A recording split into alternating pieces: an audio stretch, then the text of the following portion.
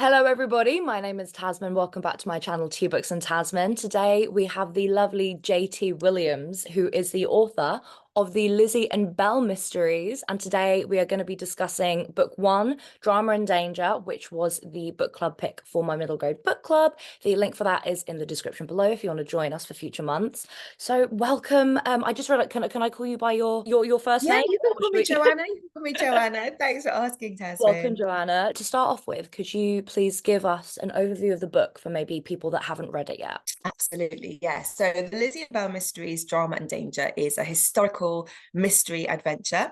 It's set in Georgian London, so we're thinking streets of London in the 18th century, and it's set amongst the Black communities who were living in London at that time. The Lizzie and Belle of the title are actually based on real people. So Elizabeth Sancho was the daughter of the abolitionist writer, composer, musician, and shopkeeper Ignatius Sancho, and her detective counterpart, Belle, is based on Dido Belle, who was a mixed race or mixed heritage heiress living at Hampstead Heath with her great uncle and aunt, the Lord Mansfield and Lady Mansfield. Lord Mansfield was the Chief Justice of England. So this was a young brown woman living right at the heart of the establishment in 18th century London.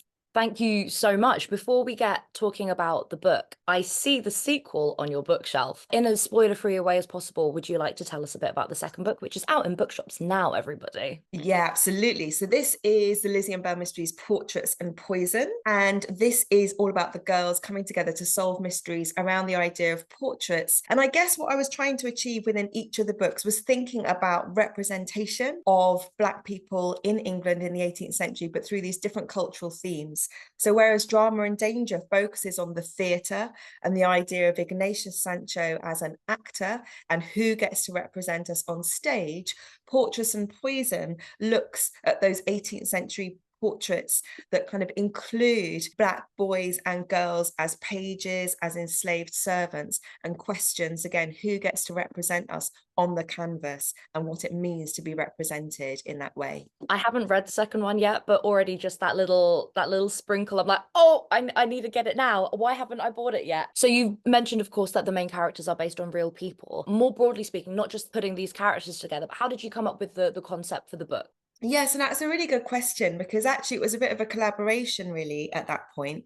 So I was working as a researcher at the British Library and a teacher, and I was running kind of creative writing and research workshops based on some of these Black figures that I've talked about from the 18th century. So introducing like young readers to the life stories of the abolitionists, looking at their writing. And I was actually running a workshop for teachers, and someone who attended was a brilliant woman called Tazmyn-mei, who runs Story Mix. So Story Mix is like a fiction development studio that's all about producing fiction with Black and brown heroes and heroines at the heart of them. So Jasmine kind of works with writers to develop projects, to sort of collaborate on fiction stories. And she came to this workshop and she's a real ideas woman. So it was really her who had the first idea of a mystery series set around Ignatius Sancho's shop. He ran this tea shop in the heart of London, the heart of Westminster, just around the corner from Downing Street, in fact. And he had this incredible family, his wonderful wife, Anne, and 8 children.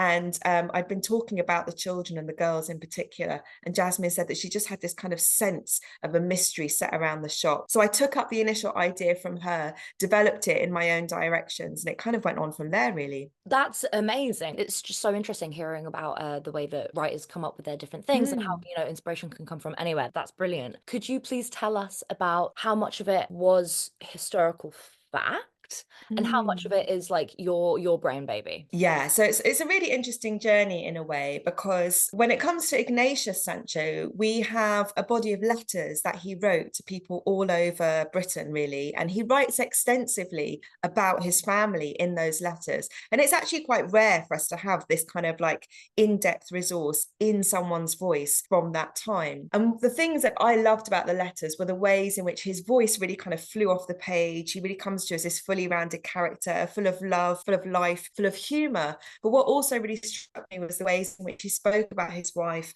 and his children and all the love that he had there for them. And we get sort of very detailed glimpses into their family life. He talks about his son Billy taking his first steps, growing his first sort of baby teeth. He talks about how the girls have been practicing their music. And I was suddenly thinking, gosh, this is this kind of educated, literate Black family living in the heart of 18th century London, where not that many people, certainly working people, knew how to read or write. And that's something we don't really get to see. So that was a real element of inspiration for me. The portrait of Dido Bell that's at Kenwood House is an absolute extraordinary double portrait of her alongside her cousin Elizabeth Murray, and Dido's kind of pointing to her cheek in this quite sort of mischievous fashion. She's got a glint in her eye, a beautiful smile on her face, but there's very little that exists in her own words about her life. There are some references to her by other people, references in letters and diaries, but what I was really conscious of on my own research journey was, where are the voices of these Black women and girls? Where do they get to tell their own story? So for me, it was really important to take these fragments of history that I had and then build an imaginative story around them. The idea of Sancho as an abolitionist, the shop, those sort of details about Lizzie's life, those are based in real fact. And equally, Dido's life at Kenwood, they are based in fact. But in terms of the stories that I've then sort of built up around those, I've built up these fictional stories in order to give, I suppose, a fuller, fully voiced visual picture of what life might have been like in that century for those people. And you've done such an incredible job, because there was no doubt in my mind that every single aspect of this book happened. I was like, this is a non-fiction book. This is Oh, all thank canon. you. Did Lizzie and Belle, did they meet in real life? Did they connect? So I No. don't know, but the reason why I imagined that they did was because it became clear that there were lots of crossovers in the kind of networks and communities that both of their families were part of. So for example, Dido's family, they live in this huge sort of mansion on Hampstead Heath, and every Sunday evening, it turns out, the Mansfields would host these kind of like social parties and soirees, and they'd invite like writers and artists and politicians to come and dine with them each Sunday. In the meantime, Sancho is running this tea shop in the middle of London with his family, and people are passing through that shop. I sort of imagined it as almost like a cafe where people hang out, swap stories, swap news, maybe a bit of gossip. And it was really clear from all of the different references in each of the family's groups of letters that the same people are moving through those spaces. I had a particular experience when I was doing the research for Portraits and Poison, I think kind of illustrates the point really clearly for me. So one of the characters in Drama and Danger is an African abolitionist called Ottobah Cugoano, who was really radical. He was really vocal, because a lot of the political movements were a bit like, so well, we need to look at gradual abolition. You know, Wilberforce, who's kind of often credited with being the main abolitionist, was all about gradual abolition. Cugoano was like, no, we need to end it now. He worked for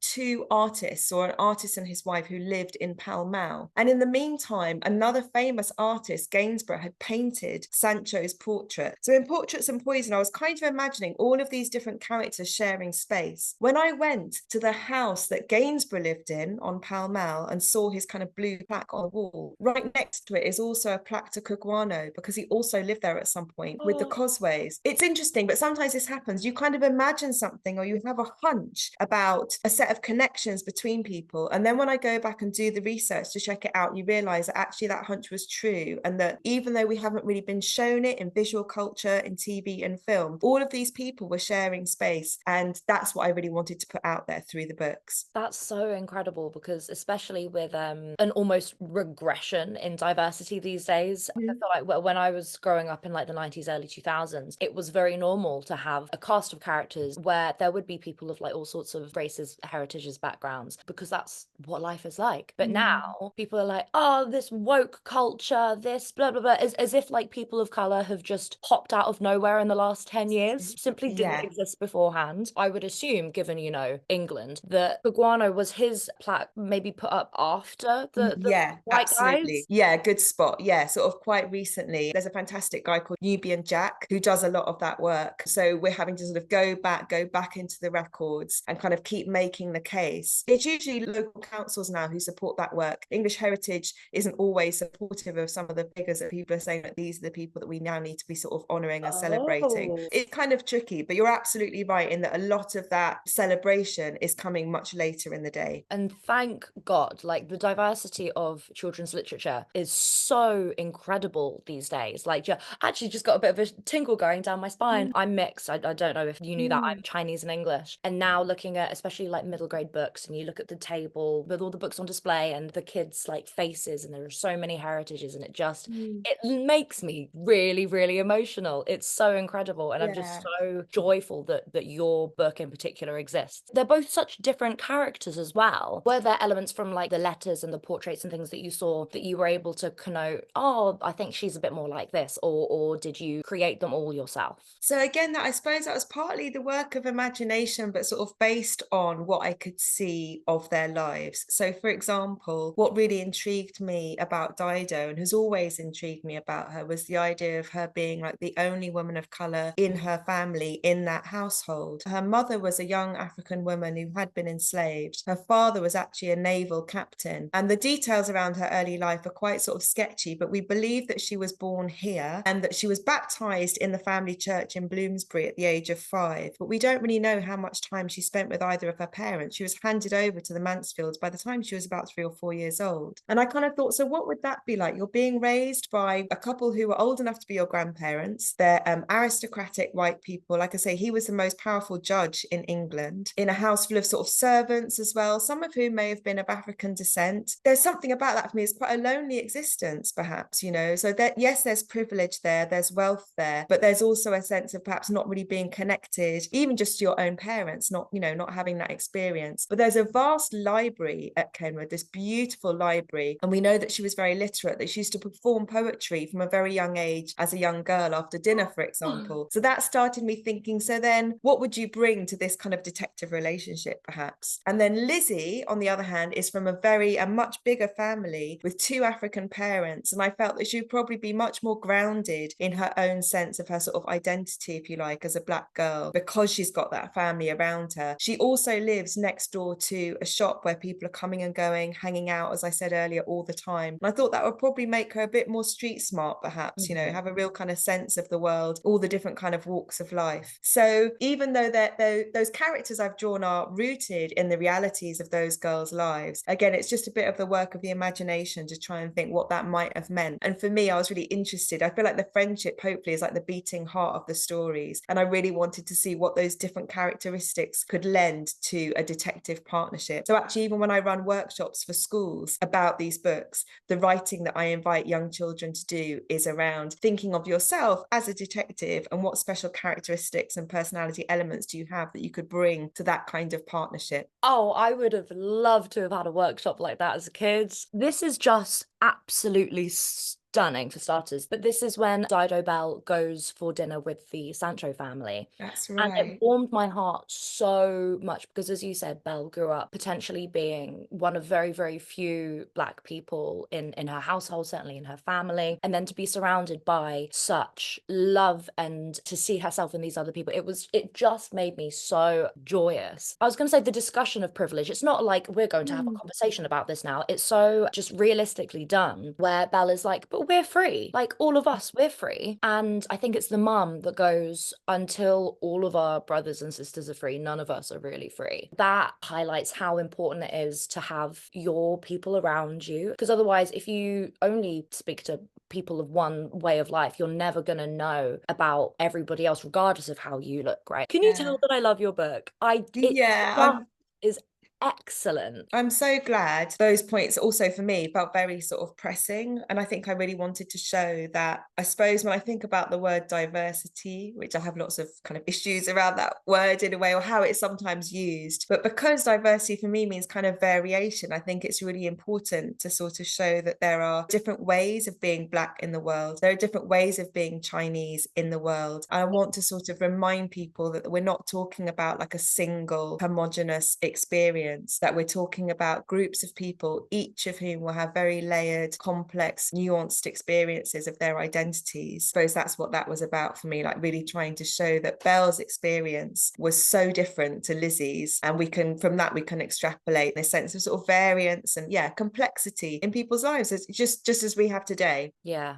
And especially, I can imagine white kids who are from a very white town or upbringing reading this and being like, oh, they're not all the same, are they? I can totally imagine this book genuinely changing lives, opening people up to the wider world and making people more empathetic. I'm going to read my next question because it's long and I phrased it well when I wrote it out.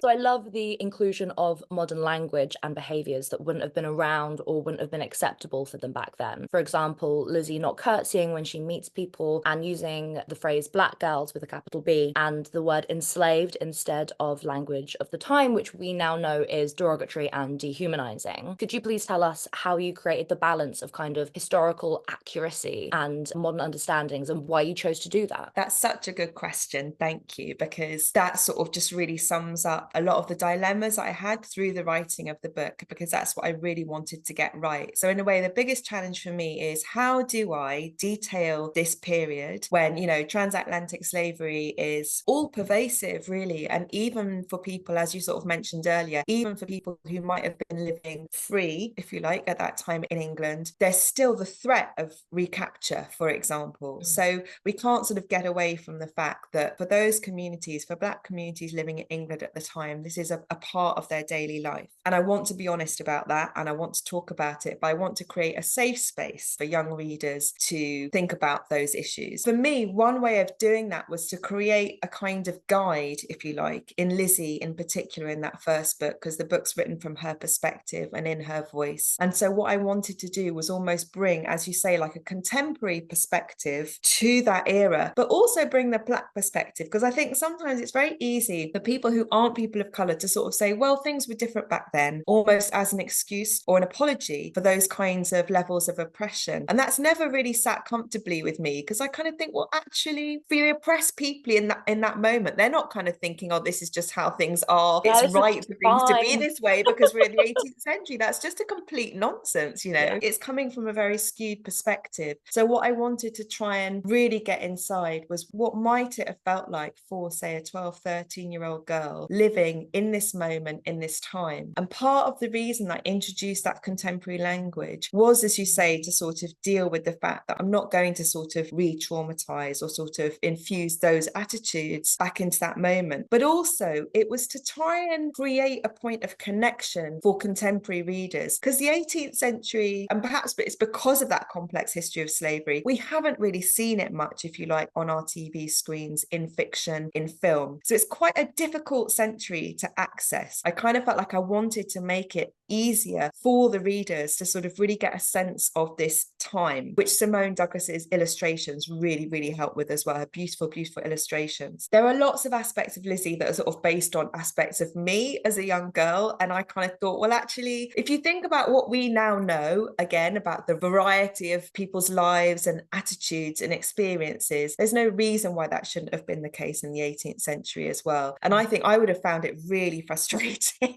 if I had to wear these massive dresses and sort of behave in the way that I might have wanted to behave at the time. And I just thought there must have been, well, there would have been, there were girls who wouldn't necessarily have been kind of, I kind of think that sometimes the emphasis is all on the frills of the clothing. And I just kind of thought there's nothing to me to suggest that every girl would have felt comfortable. So it was partly just about sort of, trying to apply that contemporary lens, but in a way that illustrates that in every sort of period, we're going to have variance and nuance in terms of how people experience their lives, I guess. Yeah, it's not as if tomboys came into existence, you know, in 2020. There's some wonderful, subtly educational stuff in there as well about Georgian life. I really like dropping in the names of other famous Black people of the time, which you've already mentioned a little bit about. And I also really enjoyed Lizzie's letter writing lessons. How did you choose what to include? So I suppose, yeah, that's such a good point. And in a way, there's so much that you want to get in there. And I probably ended up, because I tend to overwrite, if you like. I draft and I write so much it doesn't sort of make it into the book. But I thought with this whole idea of the movement of, they were called at the time the Sons of Africa. So a really important thing for me already was to sort of rename them the Sons and Daughters of Africa, because it was really clear for me that women would have been involved in that movement. And they would have been involved at all levels, you know, not just doing domestic work in the background so that the men could have these meetings about abolition, but actually, you know, we know that in the Caribbean there were women leading rebellions, there were women leading rebellions on ships, for example. So I felt it was really important to sort of reinscribe those women back into the narrative. For example, one of the things that I discovered, that in the 18th century, as a woman, you could potentially attend a public meeting, but if you spoke up in that meeting and you offered an opinion, no one wrote down what you said. So for a historian, yeah, right? For a Oh, historian, coming back to those records. So this was really important for me when we start to think about documents and archival documents almost as like truth or fact.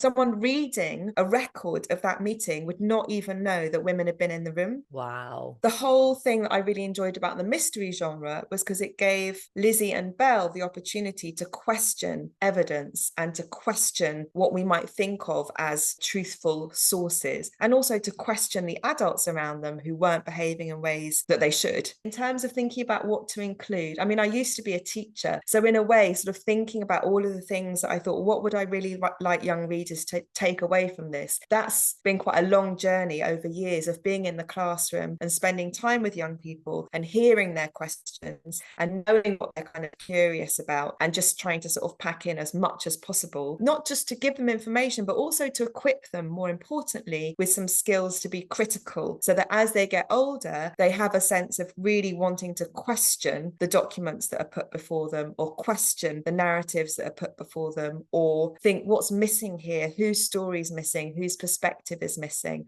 And if they've taken that away from the books, then I would be very, very happy. I mean, one of the most iconic catchphrase of the book, until the lions have their own storytellers, the story of the hunt will always glorify the hunter. That's a quote that everybody in the book club picked up on and underlined to no end. We've already talked about the family a little bit, but if we could do a little bit more, because I just love them so much. The healthy family dynamics of the Sancho family was absolutely one of my favorite aspects of the entire book. How much do you know about the real Sancho parents? You talked a bit about Ignatius Sancho talking about what his kids were up to, which is so precious. Do you know about their parenting style? I don't know, because they're very healthy in like a modern day understanding of like gentle parenting almost, which basically just means treating your children like humans and talking to them and having conversations. Yeah. Do you know anything historically about like the siblings' relationships as well? So that's really interesting. So actually, at the moment, it feels as though the letters, again, Sancho's letters really are our main source of information for that. But there are so many references and there's so much love. So even though we really only have his voice, as it were, he says, for example, I'm not ashamed to own that I love my wife. He speaks so often with so much tenderness about the girls, about Anne, and talks about, for example, when one of the children is ill, he's worried about Anne because she has sat up for nights and nights and not even kind of like gone to bed or, you know, got undressed for bed. He says that she had no clothes off. So basically, she's been sitting up by her child's bedside sort of 24/7. So you do get these very specific details about what devoted parents they are actually. And it's interesting because you're right, in a way, it's maybe it's a style of parenting that we might think is more contemporary, but all of that evidence was actually right there in the letters. That's not even really kind of been a fiction. It's very much how he has talked about their family life in very, very distinct terms. It's extraordinary. And I just thought we never get to see that. That's what made me feel really sad. I was like, wow, when did we start to see like an African family, mother, father, and children all together in a way that's just joyful, happy, close, and loving? And I can't really even recall that in terms of representation in sort of film and TV, apart from maybe very, very recently. So the idea of seeing a glimpse of that family in the 18th century, again, I really wanted to put it out there because the letters are quite complicated to read. So how can we find ways to sort of put the information out there in ways that are going to be accessible for younger audiences, for any audiences, to be honest? If you haven't read the book, leave, be gone. This is not for you. Read the book and then come back again. I didn't know at all about the threat of Black Mm. people being recaptured, which is something that my friend Claire, who I will link down below, we did a live show discussing it, and she was like, yeah, it was a real thing, because I thought, oh, Joanna came up with this thing because it's a mystery and it's really high stakes. But so the girls at the end of the book are captured. Can you please tell us a bit how you decided on that being part of the ending of the book, because it was so intense? I'm really glad you asked about that, because I remember really vividly how hard it was to write that scene. And I wrote so many different versions of it before it felt right. I kind of wrote quite a few wrong versions of it, if you see what I mean. The cases that Dido's uncle was directly involved in ruling on were some of those sort of recapturing cases. So one was a man called James Somerset, who, had himself baptized. He'd come here with his enslaver from America and then had himself baptized secretly, which was kind of felt to be a bit of a protection against being sent back, had run away from him, but then had been caught and had been placed in irons on a slave ship waiting to go back to the Caribbean. And people had heard his screams from the ship and had got in touch. And eventually Granville Sharp had been brought in as a lawyer to help him sort of plead his case. And after this case was brought before Lord Mansfield, who took weeks and weeks and weeks, every day it was in the newspapers, every day it was kind of talked about, I think, in Parliament as well. And eventually Mansfield ruled that James Somerset should go free. And at the time, a huge party was had in London, apparently, of 200 Black people. So it was this really kind of significant, there were these significant cases about this kind of thing. There are also a series of advertisements in London newspapers on a website you can look at called Glasgow Runaways that show that young Black boys and girls were being sold in coffee houses in Covent Garden and Fleet Street, but were also often running away from their enslavers. There were runaway advertisements in the papers. So I wanted to make it clear that this was a very real danger. But it was a really hard scene to write, because I did not want, you don't want to sort of like create trauma for younger readers. Physically, it was quite a difficult thing to manage. And I realized there were points at which, for example, the person who captures them, I didn't want him to kind of have his hands on them. At one point, I had them sort of like tied up somewhere, and it was like, I can't do that. At one point, I had them on a ship, worried that they were going to be sent back. And I was like, I couldn't really do that. I couldn't actually put them through that. And so the solution I came up with in the end, as you all know, is to have them sort of held in that room at the docks, but with this ship in the background as a kind of shadowy reminder of what might happen for them. But that was such a difficult scene to write, and it felt genuinely painful. And it took me weeks and weeks and lots of drafting and editing and drafting and editing. So again, I'm really sort of grateful. I feel like you really sort of picked up on so many of the different sort of nuances of the experience of writing the book and bringing these experiences to the forefront, because at times it was truly difficult, because you have to go into a place where you're really having to take on board what was a reality for so many very, very young boys and girls, men and women. You've mentioned about the diversity of each of the characters in terms of I say diversity in terms of like their own characteristics. Lizzie's sister turns out to be a member of the Sons and Daughters of Africa. Could you tell us a little bit about that? That made me gasp, that plot Oh, twist. really? Of Oh course, my so God. yeah, I just thought, realistically, again, we wouldn't have heard about sort of women involved with that movement. And I thought, well, maybe this is like a family thing. The Sancho family at their different levels are all fighting in different ways. And I've always thought about the sort of abolitionists as, we've got the rebels who are actually potentially like starting fires on plantations. We've got the runaways, so people who ran away from their enslavers, and the writers, people who at a time when it was actually illegal to teach enslaved people to learn to read and write, for example. So even the act of being literate is an act of activism in itself for someone like Sancho. So I kind of had this sense of everyone has a different role to play depending on their personality or their circumstances or their own kind of skill set, if you like. Some people are naturally physically rebellious. Some people might be better at raising their voice to fight oppression. And so for me, bringing Frances into that sort of role, I thought, she's right under Lizzie's nose, but there's perhaps no way in which Lizzie would have anticipated that all of this activism has actually been going on around her all the time. But because of her age, she's kind of been protected from it, that her mum has felt that actually she's just too young to get involved. But there will come a time where perhaps she's old enough to step into that role.